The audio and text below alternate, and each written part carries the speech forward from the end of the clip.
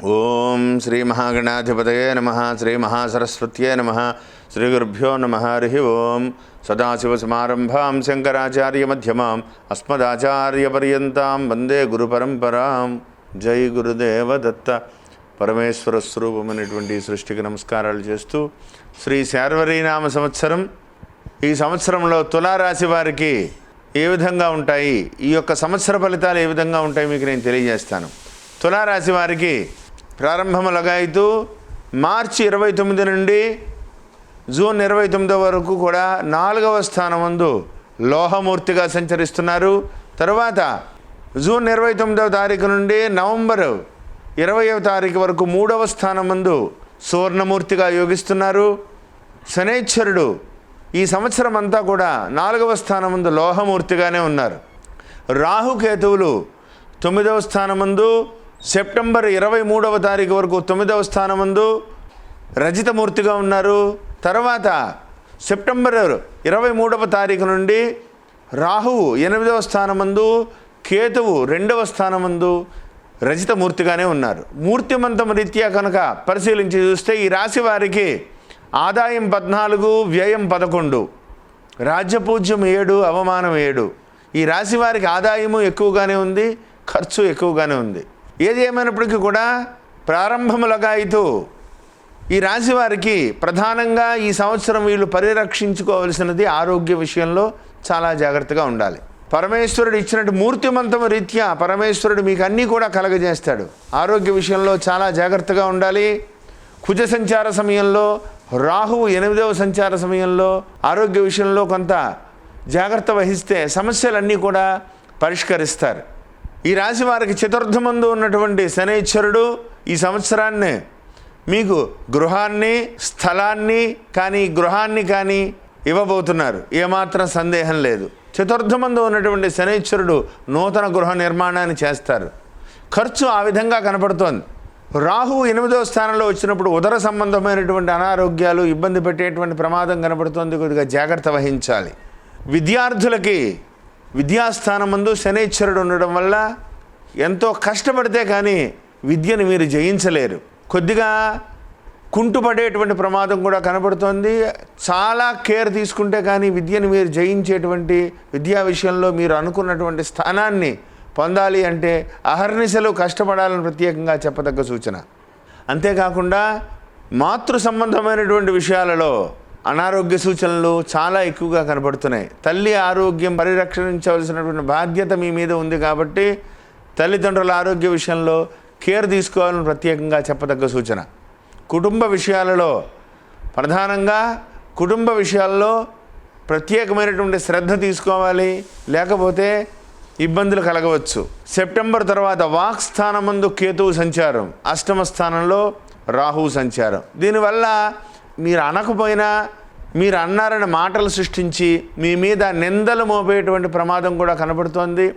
ఎంత తక్కువ మాట్లాడితే అంత మంచిది.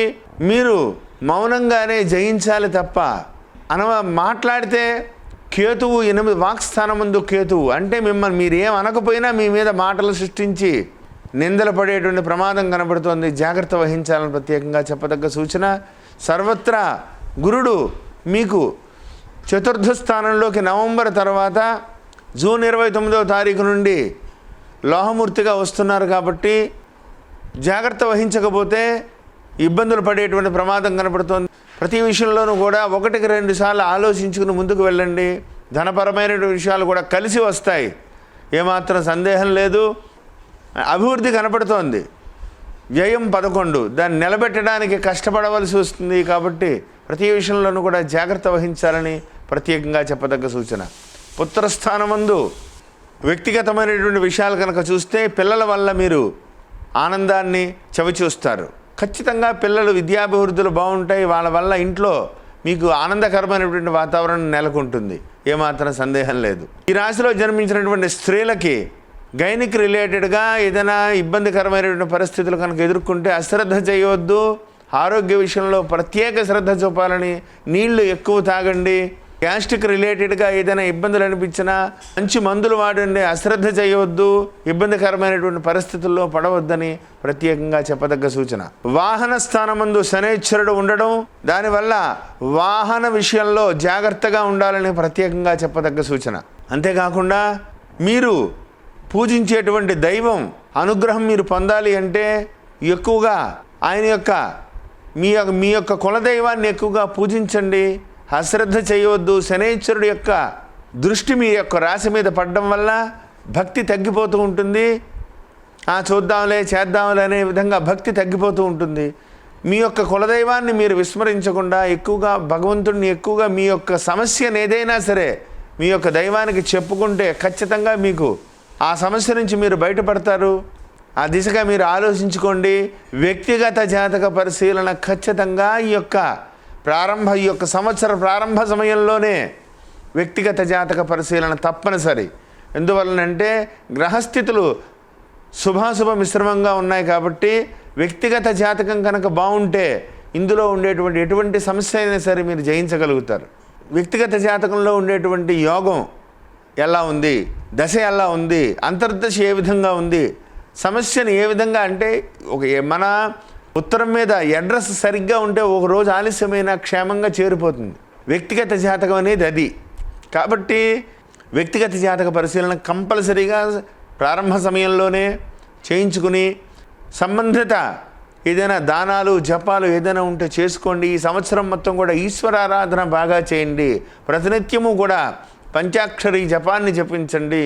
ఈశ్వరుడి యొక్క స్తోత్రాన్ని పారాయణ చేయండి. ప్రతి శనివారము కూడా నియమంగా ఉండండి. శనివార నియమాలు చేయండి. శనివారం రోజున శనైశ్వరుడికి నువ్వుల నూనెతో దీపారాధన చేయండి. నువ్వుల నూనెతో అభిషేకం చేయండి. ఒక్కసారి మందపల్లి ఇటువంటి శనైశ్వరుడి యొక్క స్వయంభవ క్షేత్రాలకు వెళ్ళి తైలాభిషేకం చేయించుకోండి. తిలదానం చేయండి.